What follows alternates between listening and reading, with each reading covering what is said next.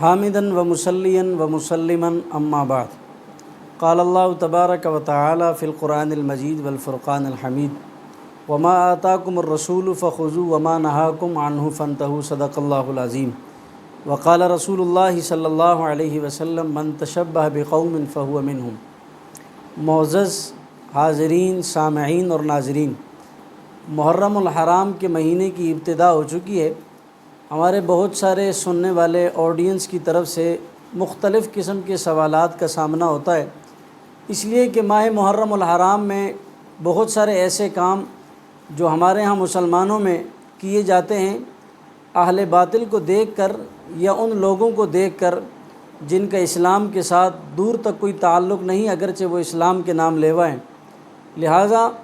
ان تمام سوالات میں سے چند ایک ہم آپ کی خدمت میں آج کی اس نشست میں عرض کرنا چاہتے ہیں۔ پہلا سوال آج کی ہماری اس نشست کا یہ ہے کہ محرم الحرام کے مہینے میں سیاہ لباس کا استعمال کرنا، مسئلے کی نوعیت کو مکمل سمجھنا چاہیے۔ دین اسلام ایک مکمل ضابطہ حیات ہے، دین اسلام ایک مکمل رہنمائی کرنے کا پلیٹ فارم ہے۔ اسلام میں اور شریعت میں کوئی ایسی چیز موجود نہیں ہے کہ جس کی رہنمائی نہ کی گئی ہو۔ ہر موقع پر، ہر لمحے میں دین اسلام نے اپنے ماننے والوں کی رہنمائی کی ہے۔ سیاہ لباس کے حوالے سے یہ بات جاننی چاہیے کہ سال بھر میں اگر کوئی شخص سیاہ لباس، کالے کپڑوں کا استعمال کرتا ہے اور پہنتا ہے تو اس میں شرعاً کوئی ممانعت اور قباحت نہیں ہے۔ بعض مواقع پر آپ صلی اللہ علیہ وسلم نے سر پر کالے کپڑے کو استعمال فرمایا۔ عموماً علماء کرام سیاہ پگڑی کو استعمال کرتے ہیں، لیکن بالعموم بالخصوص محرم الحرام کے مہینہ میں سیاہ کپڑے کا استعمال کرنا، اس حوالے سے اس بات کو ذہن نشین کرنا چاہیے کہ ایک شریعت کا اصول یہ ہے کہ جب کوئی چیز، جب کوئی لباس، جب کوئی گفتگو، جب کوئی شعار کسی ایسی قوم کا ہو جو اسلام نہیں بلکہ اہل باطل ہیں، تو ان کے شعار کو اور ان کے طریقے کو اپنانے سے مسلمان کو گریز اور پرہیز کرنا چاہیے۔ لہٰذا محرم الحرام کے مہینہ میں ایک مخصوص طبقہ، ایک مخصوص گروہ، ایک مخصوص جماعت وہ سیاہ کپڑوں کو اس نیت سے اور اس ارادے سے پہنتے ہیں، غم کا ارادہ کرتے ہوئے، سوگ کا ارادہ کرتے ہوئے، تعزیت کا ارادہ کرتے ہوئے، ایک ناگواری کا ماحول بتاتے ہوئے۔ لہٰذا اس طرح کے ماحول میں وہ سیاہ کپڑے کو پہنتے ہیں تاکہ اس سے افسوس اور غم ٹپکتا اور نظر آتا ہوا ظاہر دکھائی دے، تو اس ماحول میں وہ اس کپڑے کو استعمال کرتے ہیں۔ تو علماء کرام کا یہی لکھنا ہے کہ محرم الحرام کے مہینہ میں سیاہ کپڑے کے استعمال سے، کالے لباس کے پہننے سے اجتناب کیا جائے، چونکہ یہ محرم الحرام میں ایک خاص طبقے کی علامت اور نشانی ہے۔ خلاصہ اس بات کا یہ کہ سال بھر میں اگر آپ اس کا استعمال کریں تو جائز ہے، اور محرم الحرام میں بچنا اور پرہیز کرنا زیادہ بہتر ہے تاکہ ہماری اہل کفار کے ساتھ مشابہت لازم نہ آئے۔ دوسرا سوال ہمارے پاس یہ ہے کہ محرم الحرام میں پکائی جانے والی دیگیں، اس کا استعمال اور اس کی تقسیم۔ یاد رکھیں قرآن کریم نے بہت سارے مقامات پر اس موضوع کو ذکر کیا ہے، صدقے اور خیرات کے عنوان پر اور تقسیم کے حوالے سے۔ وہاں قرآن کریم نے اس بات کی بھی وضاحت کی گئی ہے کہ جو بھی کچھ کسی غیر اللہ کے نام پر تقسیم کیا جائے، جو بھی کچھ کسی غیر اللہ کے نام کے لیے ہو، تو قرآن کریم نے جہاں خنزیر کے نجس ہونے کو بیان کیا ہے، وہیں پر وما اہل بہ لغیر اللہ کے لفظ کو لا کر اس بات کی تعین کی ہے کہ جیسے خنزیر کا حرام ہونا نص قطعی قرآن کی آیت سے ثابت ہے، اسی طرح وہ اشیاء جو اللہ کے غیر کے علاوہ، یعنی اللہ کے علاوہ کسی اور کے تقرب حاصل کرنے کے لیے، کسی اور کا قرب حاصل کرنے کے لیے تقسیم کی جائے، خرچ کی جائے کہ اس سے فلاں بزرگ راضی ہوگا، فلاں ولی راضی ہوگا، فلاں اللہ والا خوش ہوگا، اس نیت سے اگر کیا جائے تو یہی غیر اللہ ہے۔ لہٰذا اصول یہ بنا کہ غیر اللہ کے نام پر کوئی بھی چیز ہو، اس کا تقسیم کرنا، خرچ کرنا اور کھانا جائز نہیں ہے۔ تو محرم الحرام میں بھی ان اشیاء کی جو تقسیم ہے یا ان اشیاء کا پکانا ہے اور اس کا اہتمام کرنا ہے، یہ غیر اللہ کے نام پر ہے۔ تو اسی لیے قرآن کریم کی اس آیت کی روح سے ہمیں یہ بات پتہ چلی کہ جو چیز غیر اللہ کے نام پر ہو اس کا استعمال کرنا شرعاً جائز نہیں ہے۔ تو یہ جو پکنے والی دیگیں ہیں محرم الحرام میں یہ غیر اللہ کے نام پر ہیں۔ لہذا مسلمانوں سے گزارش ہے کہ ان 9 اور 10 محرم الحرام کے دنوں کے اندر یہ جو اہل غیر کی طرف سے اس قسم کی چیزوں کا پکنے پکانے کا اہتمام اور اس کے تقسیم کرنے کا اہتمام ہے، اس کے استعمال سے گریز کیا جائے، اس لیے کہ اس کا کھانا پینا یہ نسقتی قرآن کی آیت کے خلاف ہے۔ تیسرا مسئلہ ہمارے پاس اسی سے ریلیٹڈ اور اسی سے ملتا جلتا ہے، وہ ہے محرم الحرام میں سبیل لگانا۔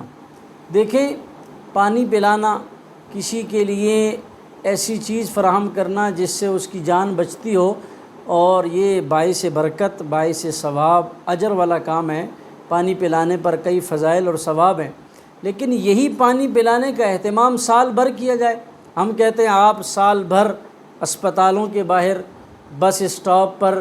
ریلوے اسٹیشن پر، ایئرپورٹس پر اور ایسے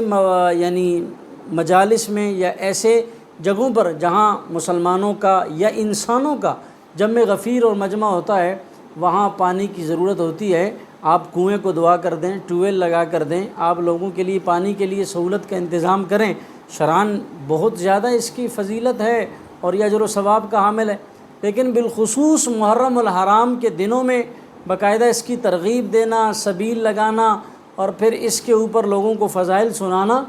یہ بھی اسی قبیل سے ہے کہ یہ ایک مخصوص طبقے کا کام ہے، اور ایک مخصوص طبقہ اس میں ہمارے سادہ قسم کے مسلمانوں کو شامل کرتے ہیں، اور پھر اس کے بعد ان کے ایمان سے کھلواڑ کیا جاتا ہے اور ان کا قیمتی وقت نمازوں کا ضیاع، تلاوت کا ضیاع، ذکر کا ضیاع، قیمتی وقت کو ضائع کر کے اس لہو لعب اور بیکار قسم کے سبیل کے نام سے دیے جانے والے عنوان کے کام میں ضائع کر دیا جاتا ہے۔ لہٰذا یہ کام کوئی شریعت کا حصہ نہیں ہے، کوئی اس پر ثواب نہیں ہے، کوئی باعث اجر و برکت نہیں ہے۔ لہٰذا آپ سال بھر پانی کی تقسیم کریں تو آپ کے لیے زیادہ فائدہ مند ہے، اور یہ باعث اجر و ثواب کا حامل بھی ہے۔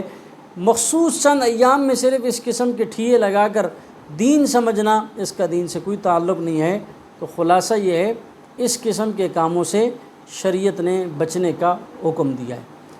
چوتھا اور اہم مسئلہ ہمارے پاس یہ ہے،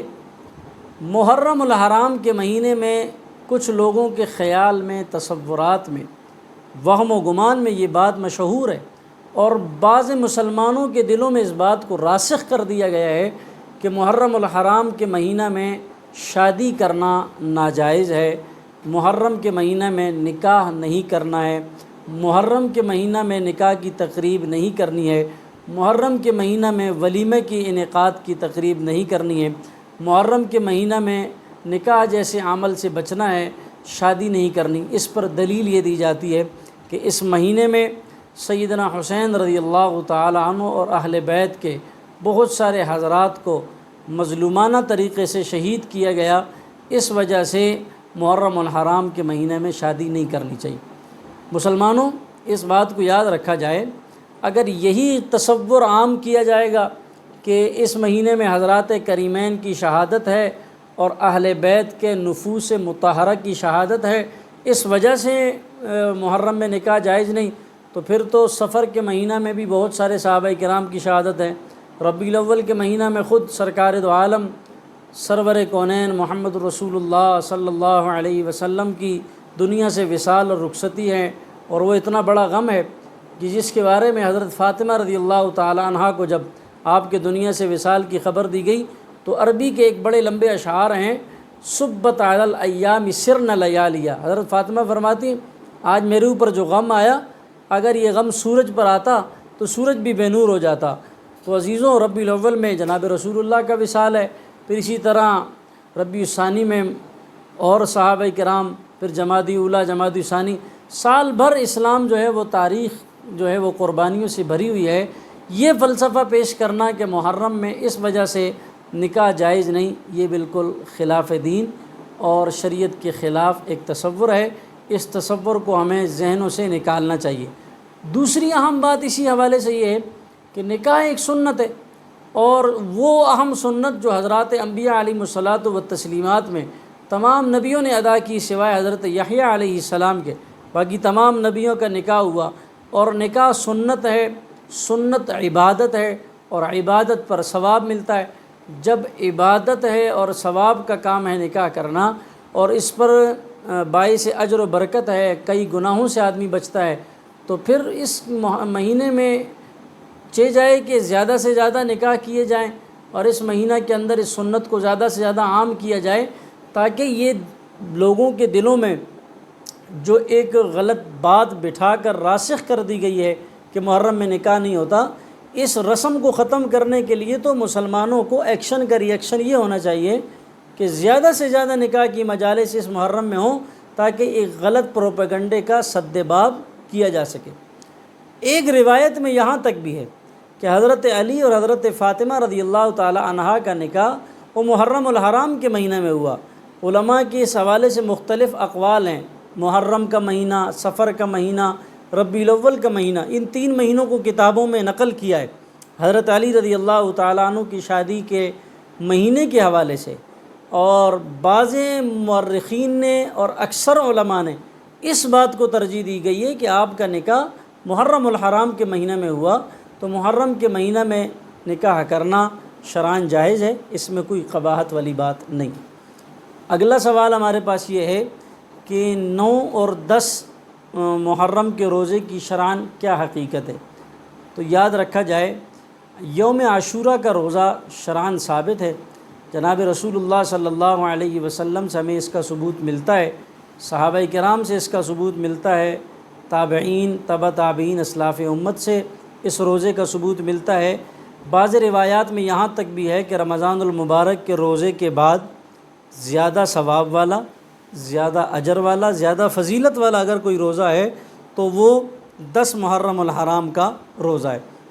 لیکن اس حوالے سے ایک مسئلہ علماء نے لکھا ہے، اسے یاد رکھنا چاہیے۔ اللہ کے رسول صلی اللہ علیہ وسلم جب مدینہ تشریف لائے اور آپ نے 10 محرم کا روزہ رکھا، تو آپ کو پتہ چلا کہ 10 محرم کو اہل یہود بھی روزہ رکھتے ہیں، اس لیے کہ انہیں حضرت موسیٰ علیہ الصلاۃ والسلام کی قوم کو فرعون کے غضب و قہر سے نجات ملی تھی، ظلم سے نجات ملی، تو وہ اس خوشی میں بطور شکر کے 10 محرم کا روزہ رکھتے ہیں۔ تو اللہ کے رسول صلی اللہ علیہ وسلم نے فرمایا اگر میں آئندہ سال زندہ رہا تو ہم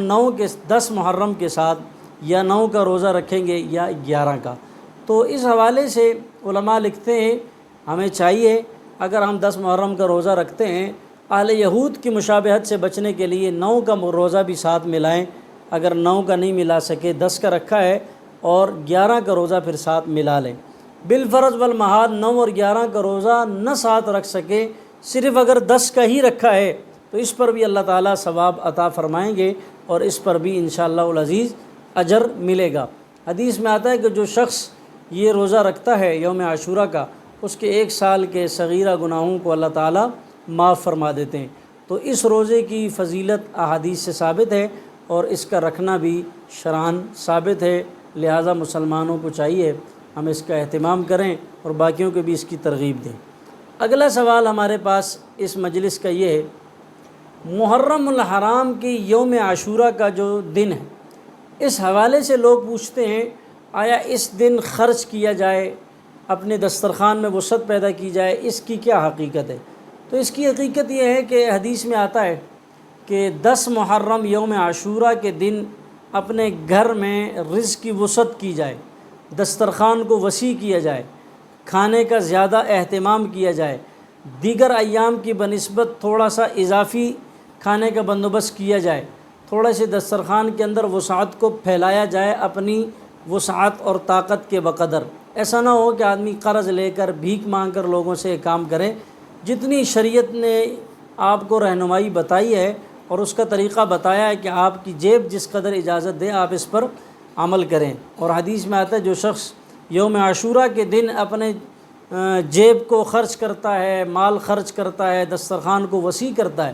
اللہ تعالیٰ پورے سال اس کے رزق میں برکت عطا فرماتے ہیں، پورا سال اس کا رزق وسیع کر دیتے ہیں۔ تو اس کی حقیقت یہ ہے کہ ہمیں 10 محرم الحرام کے دن باقی ایام کی بنسبت اپنے دسترخوان کو وسیع کرنا چاہیے۔ ویسے بھی حدیث میں آتا ہے کہ آدمی 1 پیسہ اپنی جان پر خرچ کرتا ہے، 1 اللہ کے راستے میں خرچ کرتا ہے، اور 1 باقی کاموں میں، اور 1 اپنے اہل و عیال پر۔ اللہ کو وہ پیسہ زیادہ محبوب ہے جو آدمی اپنے بیوی بچوں پر، اہل و عیال پر خرچ کرتا ہے، اس کی فضیلت باقی صدقات اور باقی خرچ کرنے کی بنسبت احادیث میں زیادہ بتائی گئی ہے۔ تو اس 10 محرم کے دن، یوم عاشوراء کے دن، اپنے دسترخوان کو وسیع کریں، اپنی حیثیت کے بقدر، استطاعت کے بقدر، جتنا اللہ نے آپ کو نوازا ہے، اور اپنی وسعت کے مطابق اس دسترخوان کو پھیلائیں، اس حدیث کو ذہن میں رکھتے ہوئے کہ اللہ تعالی ہمارے رزق میں پورا سال برکت عطا فرمائیں گے۔ تو یہ چند ایک مسائل آج کی اس نشست میں ہم نے آپ کی خدمت میں عرض کیے ہیں، جس کا خلاصہ یہ ہے کہ محرم الحرام میں کرنے کے کام کیا ہیں اور نہ کرنے کے کام کیا ہیں، جو آج کی ساری مجلس کا خلاصہ ہے۔ اللہ تعالی میرا اور آپ کا حامی و ناصر ہو۔ والسلام علیکم ورحمۃ اللہ وبرکاتہ۔